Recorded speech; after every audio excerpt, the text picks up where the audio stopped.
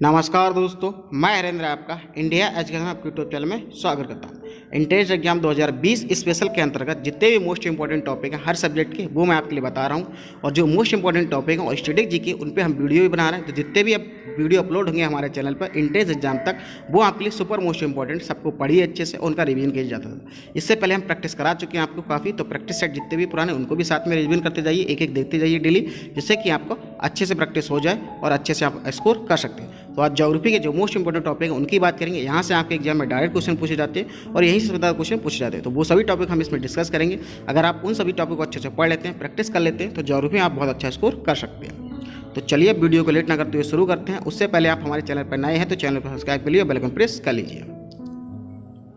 चलिए, और India question आपके आप टेलीग्राम ग्रुप से भी ऐड हो सकते हैं। यहाँ पे बहुत सारी पीडीएफ आपके लिए अपलोड की गई हैं, लेकिन आप अपनी जो पुस्तक है जिससे पहले पढ़ रहे हैं, आप जो अपनी बुक है उनसे ही पढ़िए। आप नई बुक इस समय लास्ट टाइम में प्रिपेयर मत करिए। जो पहले से पढ़ रहे हैं उसी से पढ़िए, चाहे पीडीएफ आपको हो तो उससे पढ़िए। जो पहले आप जिससे पढ़ चुके हैं, कई बार रिवीजन कर चुके हैं, तो उससे ही पढ़िए तो ज़्यादा अच्छा रहेगा। नई बुक को ज़्यादा आप मत यूज करिए। जो पुराना मटेरियल है, अगर आपको किसी टॉपिक पे मटेरियल नया मिला है जो आपको पढ़ना है तो पढ़ सकते हैं, लेकिन आपको सेम टॉपिक आप पुरानी बुक से पढ़ें तो ज़्यादा अच्छा रहेगा, जिससे आप पहले पढ़ चुके हैं। तो आपके लिए ईजी रहेगा, उसको रिवीजन करने में आपको काफ़ी हेल्पफुल रहेगा, क्योंकि नया एकदम नया जैसा लगेगा। तो इसमें भी आपको काफ़ी पीडीएफ अपलोड की गई, तो देख सकते हैं आपके सब्जेक्ट के अकॉर्डिंग कौन सी आपकी हेल्पफुल रहेगी।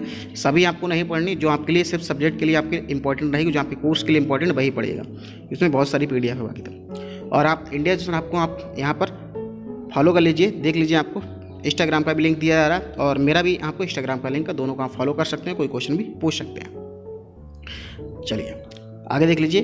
अब हमारे मोस्ट इंपॉर्टेंट टॉपिक शुरू हो गए। यहाँ देख लीजिए, सोलर सिस्टम, जो आपका सौर मंडल है, यहाँ से क्वेश्चन आपके बहुत ज़्यादा पूछे जाते हैं ज्योग्राफी में। तो सौर मंडल है, सौर मंडल में आपके जितने भी ग्रह हैं उनसे इंपॉर्टेंट क्वेश्चन है, उनकी जो विशेषता है, आपका लाल ग्रह कैसे कहते हैं और आपका नीला ग्रह कैसे कहते हैं। तो ये जितने भी क्वेश्चन इस तरह से बढ़ते हैं, पृथ्वी की जुड़वा ग्रह, पृथ्वी की जुड़वा भवन सॉरी, और पृथ्वी के पास का ग्रह कौन सा, दूर का ग्रह कौन सा। तो सौर मंडल के जितने इंपॉर्टेंट ग्रह हैं उन वो सभी आपको पढ़ना है। सौर मंडल क्या है वो पढ़ना है, सौर मंडल के ग्रहों की विशेषताएं पढ़नी, वहाँ से क्वेश्चन आपका डायरेक्ट पूछा जाएगा एग्जाम में। ठीक है, चलिए अगला टॉपिक हमारा देख लीजिए, major types of rocks and their characteristics. जो आपकी चट्टाने हैं उनके प्रकार कितने रहते हैं, उनकी विशेषताएं क्या है। ठीक है, जैसे आपकी आग्नेय शैल है या आग्नेय चट्टान है, अपसारी चट्टान और रूपांतरित, ये तीन चीज मोस्टली तीन प्रकार के होते हैं। तो इनमें आपकी इनकी विशेषताएं पढ़ना, इनके एग्जाम्पल अच्छे से पढ़ लेने हैं। सभी चट्टानों के जो एग्जाम्पल क्या हैं प्रकार के, वहाँ से क्वेश्चन डायरेक्ट पूछा है। ये आपकी रूपांतरित शैल है या आग्नेय शैल है या कौन सी, तो उनको आपको अच्छे से पढ़ना, उनकी विशेषताएं भी पढ़ना है। एग्जाम्पल तो आपको अच्छे से पढ़ना है, रूपांतरित के सबसे ज़्यादा एग्जाम्पल अच्छे से पूछे जाते हैं। तो ठीक है, आपको चट्टानों के प्रकार पढ़ने थे। बायलिंगुअल है, देख लिए इंग्लिश में लिखा हुआ है मटेरियल और हिंदी में आपको बता रहा हूँ। तो हिंदी इंग्लिश दोनों के आपके स्टूडेंट के लिए कवर हो रहा है इसमें, इसलिए मैंने इंग्लिश में सभी टॉपिक लिखे हैं। लेयर ऑफ एटमॉस्फेयर, जो आपकी वायुमंडल की परतें हैं वो आपको पढ़ना है अच्छे से। ठीक है, वायुमंडल की परतों से भी क्वेश्चन पूछे जाते हैं। देख लीजिए, वायुयान उड़ाने के लिए कौन सी परत सबसे अनुकूल है, मौसम की जो रहता है वो किस परत में होता है, सॉरी परत में नहीं, किस लेयर में होता है आपका, जो मौसम की घटनाएं संबंधी होती हैं। तो ऐसे आपको पढ़ लेना है सभी आपके लिए। और आपकी जितने भी आपकी लेयर हैं उन सबको आपको याद रखना है, कितनी ऊंचाई पर तापमान बढ़ता है, किस लेयर में क्या घटता है। तो सभी आपको जितना है इंपॉर्टेंट है याद कर लेना है। ठीक है, इंपॉर्टेंट है सभी टॉपिक। आगे आपकी ओशियन करंट, जो आपकी समुद्री जलधारा है, इसमें आपको सिर्फ गर्म जलधारा कौन सी है, ठंडी जलधारा कौन सी है, ये आपको याद करना है। ठीक है, ओशियन करंट में आपको गर्म जलधारा, ठंडी जलधारा कौन सी है, ये अच्छे से याद कर लीजिए, यहाँ से भी क्वेश्चन पूछा जा सकता है। चलिए आगे हमारी इंडियन ज्योग्राफी शुरू हो रही। इंडियन ज्योग्राफी शुरू होने से पहले मैं आपको बता दूँ, आपके लिए जो आपकी जनगणना है 2011 की, उसको आपको अच्छे से 2011 की जो आपकी जनगणना है उसको अच्छे से पढ़ लीजिए, वहाँ से क्वेश्चन पूछा जाता है। क्योंकि ये टॉपिक मैंने आगे इंक्लूड नहीं किया तो मैं भी बता दे रहा हूँ, मुझे ध्यान आ गया। जनगणना 2011 को अच्छे से पढ़ लीजिए। साक्षरता किस राज्यों की सबसे अधिक है, जनसंख्या कहाँ सबसे अधिक है, जनसंख्या वृद्धि कहाँ ज़्यादा हुई है, शिशु वृद्धि दर कहाँ पर है, इन सभी तरह के क्वेश्चन आपके पूछे जाएंगे। ठीक है, तो पढ़ लीजिए। और शहरी जनसंख्या कहाँ सबसे ज़्यादा है, तो उस तरह से आपके क्वेश्चन पूछे जाएंगे। तो जनगणना को यहाँ पढ़ लीजिएगा। अब बात करते हैं इंडियन ज्योग्राफी। देख लीजिए, ज्योग्राफी में मोस्ट इंपॉर्टेंट टॉपिक रहेंगे, आपको इंडियन ज्योग्राफी ज़्यादा क्वेश्चन पूछे जाएंगे। बर्ड ज्योग्राफी यहाँ से बहुत ज़्यादा क्वेश्चन नहीं पूछे जाएंगे। ठीक है, इंडियन ज्योग्राफी, बर्ड ज्योग्राफी में अगर आप पढ़ना चाहते हैं तो सबसे ऊंचा पर्वत कौन सा है, सबसे ऊंचा पठार कौन सा है, सबसे ऊंची झील कौन, सबसे लंबी या सबसे बड़ी झील कौन सी है, सबसे छोटी झील कौन सी है। तो इस तरह के आपके सबसे बड़े या छोटे वाले क्वेश्चन रहेंगे, वो आपके बर्ड से पूछे जा सकते हैं। ठीक है, बाकी आपका इंडियन ज्योग्राफी का मोस्ट फोकस रहना चाहिए, इंडियन ज्योग्राफी से आपके ज़्यादातर क्वेश्चन पूछे जाएंगे। तो इंडियन ज्योग्राफी में आपको जो इंडिया की विशेषता है ज्योग्राफिकल, वो आपको अच्छे से पढ़ लेना है। इंडिया के पड़ोसी राज्य कौन से, किससे आपकी सीमा लगती है, ठीक है, और कौन सी रेखाएं इंडिया से गुजरती हैं। देख लीजिए, अंडमान निकोबार को कौन सी रेखा बांटती है। तो इस तरह से आपको अच्छे से पढ़ लेना है। जो आपकी इंडिया की अक्षांश देशांतर में क्या है तो वो अच्छे से पढ़ लेना है, कितने अक्षांश कितने देशांतर पे इंडिया का लोकेशन है वो अच्छे से पढ़ लेना है। ठीक है, इसकी जो आपका लंबाई कितना है आपका वो आपको अच्छे से पढ़ लेना है। आपका पूरा इंडिया का ज्योग्राफिकल एरिया का लंबाई कितना है वो अच्छे से पढ़ना है। इस तरह से क्वेश्चन जो इंडिया के ज्योग्राफी का इंट्रोडक्शन रहता है वो अच्छे से पढ़ना है, वहाँ से क्वेश्चन पूछे जाते हैं। पड़ोसी राज्यों में सबसे अधिक सीमा किससे लगाता है, तो इस तरह से लूसेंट पे रहेंगे तो शुरू में एकदम दिया रहेगा इंडियन ज्योग्राफी, तो पूरा अच्छे से पढ़ लीजिए। बाकी आप जिस बुक से पढ़ रहे हैं उससे ही पढ़ सकते हैं, लेकिन बुक अपना चेंज मत करिए, जिससे पहले पढ़ें उससे ही पढ़ेंगे तो आपको अच्छे से जल्दी से याद होगा। ठीक है, चलिए आगे देख लीजिए।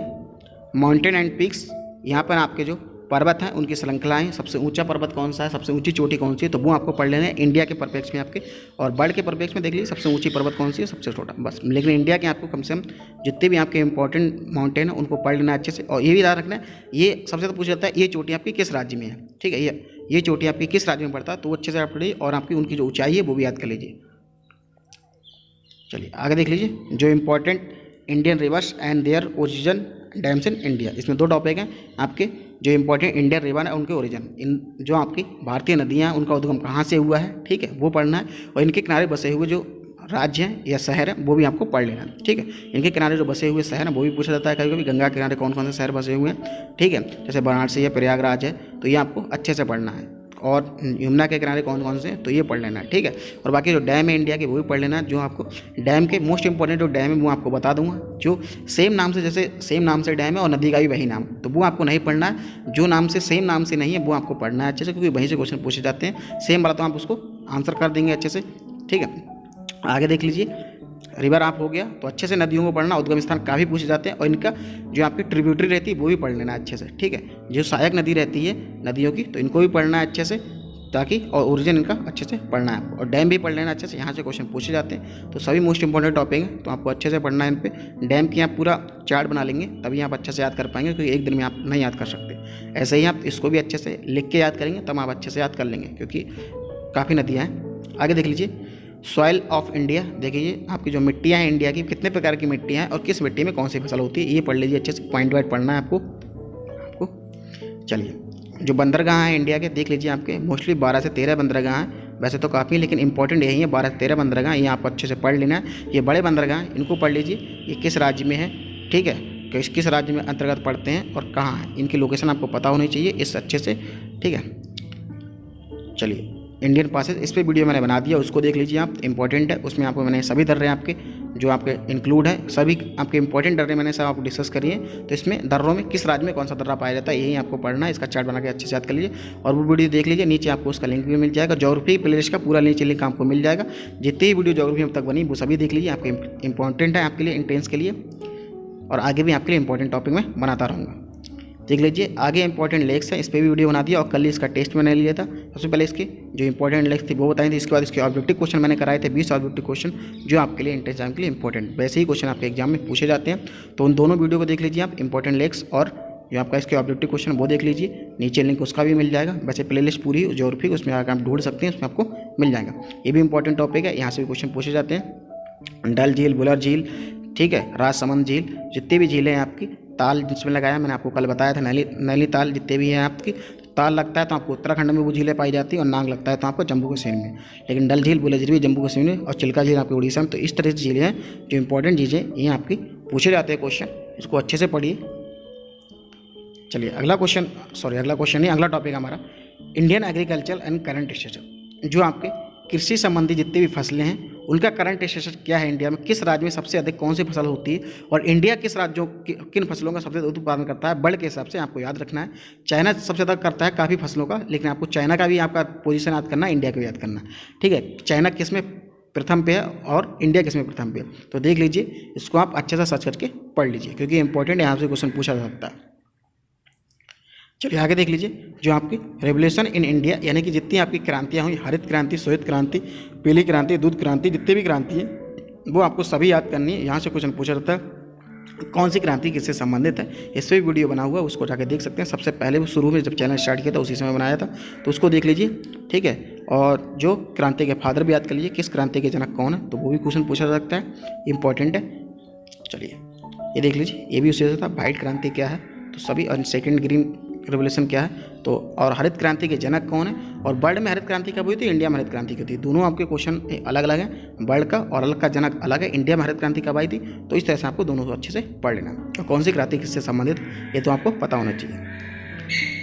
चलिए अगला देख लीजिए, टॉपिक है हमारा इंडियन मानसून एंड मैकेनिज्म। जो आपकी इंडियन मानसून है उसका क्या मैकेनिज्म, किस तरह से बारिश होती है, वो आपको पता होना चाहिए। सबसे ज़्यादा बारिश सर्दियों में कैसे होती है, और आपकी बारिश जो वर्षा ऋतु हुई उसमें किस मानसून से बारिश होती है, ठीक है। उत्तरी पश्चिम मानसून से बारिश कहाँ होती है, बंगाल की खाड़ी से कैसे मानसून बनता है। तो इस तरह से लौटता हुआ मानसून क्या है आपका, ठंडी जो सर्दियों में बरसात होती है वो कैसे होती है, किस मानसून से होती है, वो आपको पता होना चाहिए। यही क्वेश्चन ज़्यादा पूछे जाते हैं। और मानसून से संबंधित जो मोस्ट इंपॉर्टेंट क्वेश्चन है वो आपके लिए करा दूंगा। जितने भी आपके इंपॉर्टेंट टॉपिक नहीं, इंपॉर्टेंट क्वेश्चन रहेंगे वो आपको करा दूंगा। लगभग 50 से 60 क्वेश्चन रहेंगे, जहाँ से क्वेश्चन ज़्यादा पूछे थे वो मैं करा दूंगा।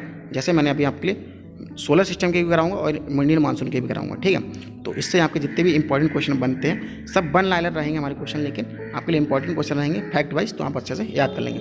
उतने ही क्वेश्चन बनेंगे, ज़्यादा चिंता मत करिए। सोलर सिस्टम और इंडियन मानसून मैं इन दोनों करा दूंगा। बाकी जितने मैंने करा दिए बाकी अपने आप ही पढ़ते रहिए। बाकी और सब्जेक्ट के भी मैं इंपॉर्टेंट क्वेश्चन आपके लिए लेके आऊँगा। अब तो जितने भी क्वेश्चन मैं या फिर वीडियो बन रही है क्वेश्चन करा रहा हूँ, चाहे प्रैक्टिस सेट में हो या आपका लाइव टेस्ट हो, वो सभी आपके लिए इंपॉर्टेंट है। सभी आपको देखना, अपने हिसाब से भी प्रैक्टिस करते जाना है अच्छे से ज़्यादा। अब लास्ट समय ज़्यादा पढ़ना है आपको। आगे देख लीजिए ज्योग्राफी, अगला टॉपिक है हमारा मिनरल्स एंड एनर्जी रिसोर्स। जो आपके मिनरल्स हैं और एनर्जी रिसोर्स है उसको अच्छे से पढ़ लीजिए। देख लीजिए कौन सा मिनरल्स कहाँ पाया जाता है, किस राज्य में, और किसकी अधिकता कहाँ है, ये भी क्वेश्चन पूछा जाएगा। चलिए अगला टॉपिक है हमारा, आप देख सकते हैं famous volcanoes in the world. जो आपके विश्व के जो प्रमुख ज्वालामुखी हैं, आपके एक्टिव ज्वालामुखी हैं या आपके सुश्रुत ज्वालामुखी, जागृत ज्वालामुखी, सुषुप्त ज्वालामुखी, जितने भी ज्वालामुखी हैं वो कौन कौन से आपको पढ़ लेना है, किस देश में कौन सा एक्टिव ज्वालामुखी इसमें है। तो आपकी जो फेमस आपके ज्वालामुखी है जो वर्ल्ड की, वो आपको पढ़ लेना है, कौन से देश में कौन सा ज्वालामुखी पाया जाता है, उसका नाम आपको अच्छे से याद कर लेना है, ठीक है। और सबसे ज़्यादा भूकंप किस देश में आता है ये भी याद कर लीजिए, ठीक है। तो ये भी क्वेश्चन इंपॉर्टेंट है। और जितने भी ज्वालामुखी हैं जो आपके विश्व में प्रमुख ज्वालामुखी, उनको आप अच्छे से याद कर लीजिए, वहाँ से क्वेश्चन पूछा जाता है। चलिए अगला टॉपिक है हमारा इंपॉर्टेंट बाउंड्री लाइंस। तो आपके जितने भी इंपॉर्टेंट बाउंड्री लाइंस है, दो देशों के बीच में आपको बाउंड्री लाइन है, कौन सी रेखा दो देशों में विभाजित करती है, कौन सी रेखा दो देशों को अलग करती है, जितनी भी लाइन्स हैं आपको अच्छे से याद करना है। जैसे मैकमोहन रेखा है, रेड क्लिफ रेखा है, ये इंडिया को अलग करती है, ठीक है। और इंडिया और चाइना के बीच में तो देख लीजिए कौन कौन सी रेखा है, इंडिया पाकिस्तान के बीच कौन कौन सी रेखा है। तो ये जितनी भी रेखा है उसको आप अच्छे से याद कर लेना है, ठीक है। और जो वर्ल्ड के अन्य देशों को रेखाएं खींची हुई उनके बीच, तो वो भी आप अच्छे से याद कर लीजिए, तो वो भी आपके लिए इंपॉर्टेंट। तो देख लीजिए इंडिया के संबंधित जितनी भी रेखाएं वो अच्छे से याद कर लें, बाकी वर्ल्ड के भी कुछ देशों की आपको याद कर लेना है, कौन से देशों को अलग करती है रेखाएं। तो ये आपकी बाउंड्री लाइन से जो इंपॉर्टेंट है वो आपकी इंडिया के साथ में अन्य देशों की भी आप देख लीजिए, इंपॉर्टेंट है। साथ में आप कर्क रेखा क्या, मकर रेखा क्या, ये इसको भी अच्छे से देख लीजिएगा, ठीक है।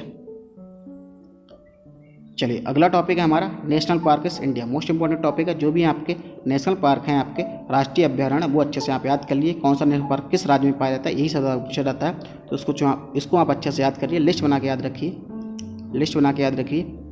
देखिए हर राज्य में कम से कम कितने नेशनल पार्क पाए जाते हैं ये आपको पता होना चाहिए, कितनी संख्या ये नहीं, किस राज्य में कौन कौन सा है वो पता होना चाहिए। तो लिस्ट बनाइए।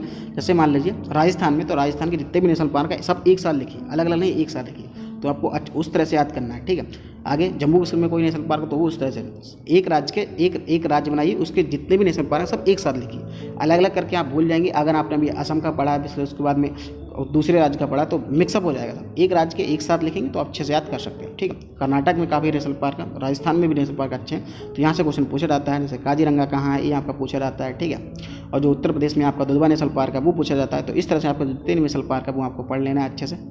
चलिए तो ये हमारे ज्योग्राफी के मोस्ट इंपॉर्टेंट टॉपिक हो गए। इससे पहले मैं आपको बताया कि आपकी जनसंख्या जो 2011 की गणना थी जनसंख्या की, वो आपको अच्छे से पढ़ लेनी, वहाँ से भी क्वेश्चन पूछा जाता है। तो आपके ये ज्योग्राफी के सभी मोस्ट इंपॉर्टेंट टॉपिक हो गए। अगला हमारा जो रहेगा सब्जेक्ट वो हिंदी के आपके मोस्ट इंपॉर्टेंट टॉपिक रहेंगे, मैं आपको बताऊँगा हिंदी लैंग्वेज के, उसको आपको अच्छे से पढ़ना है, उसमें क्या क्या पढ़ना है, किस पे फोकस रहना है अच्छे से। तो सभी सब्जेक्ट में बताऊँगा आपके लिए। आप चैनल पर नए हैं तो चैनल को सब्सक्राइब कर लिए, अन्य दोस्तों के साथ में वीडियो को शेयर करिए। आप शेयर थोड़ा कम करते हो, थोड़ा शेयर करिए वीडियो को अच्छे से, जैसे कि और लोगों तक पहुंच बने, वो भी हमारे चैनल पर आएँ। तो आप शेयर करते जाइए, बाकी तो सब फ्री कर ही रहा हूँ, बस आपको शेयर करना है तो शेयर कर दीजिए। और देख लीजिए आपके जितने भी मोस्ट इंपॉर्टेंट टॉपिक थे मैंने सब आपको बता दिए, एक बार फिर से आप देख सकते हैं यहाँ पर। तो इनको आप अच्छे से नोट कर लीजिए और अच्छे से आप याद करिए, अच्छे से पढ़ते रहिए, जितना ज़्यादा प्रैक्टिस कर सकते हैं प्रैक्टिस करिए। ये सभी आपके लिए इंपॉर्टेंट है। ज्योग्राफी में यही से ज़्यादा क्वेश्चन बनते हैं, और मैंने बताया भी आपको किस तरह के क्वेश्चन भी बनते हैं, क्या आपको ज़्यादा फोकस करना है वो भी साथ में बताया। तो बहुत ज़्यादा आपको सिलेबस नहीं है, किसी को लग रहा है पूरा सिलेबस बता दिया, तो पूरा सिलेबस नहीं है, यह ध्यान रखिए। ज्योग्राफी का ब्रॉड बहुत ज़्यादा है, लेकिन आपको मैंने बताया पॉइंट वाइज आपको ज़्यादा पढ़ना है, आपको पिन पॉइंट क्वेश्चन ज़्यादा पूछे जाते हैं, आपके थ्योरी बहुत ज़्यादा पूछी नहीं जाती, लेकिन आपके जो पॉइंट वाइज क्वेश्चन है आपके वो आपके ज़्यादा पूछे जाएंगे। तो आपको जो इंपॉर्टेंट पॉइंट है साथ में उसको नोट डाउन करते रहिए, इससे आप रिविजन काफ़ी हेल्प ले।